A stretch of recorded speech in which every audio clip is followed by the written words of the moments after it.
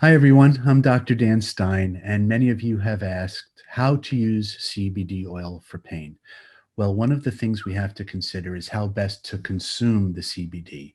Is it something you should swallow as a gummy or capsule or edible, or put the liquid under the tongue, topical on the skin, inhalation, either through vaporization or smoking? All of these different methods of consuming the medicine have their advantages and disadvantages. But for pain, most of the decision comes down to how long has the painful condition been present?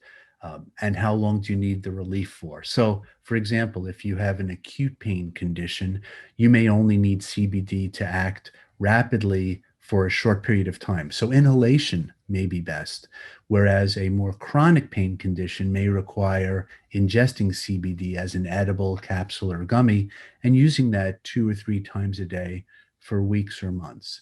So the route that you use to consume your CBD depends on, of course, the effect you want to achieve and the condition you're treating.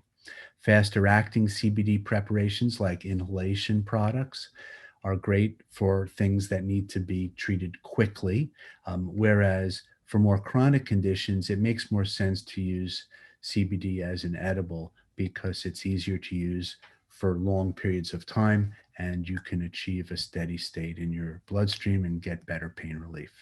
So there's a lot to unpack there, and we'll address some more of those items in subsequent videos. But thank you for tuning in. Please subscribe if you like the program. And John and the folks at United Patients Group, thanks again.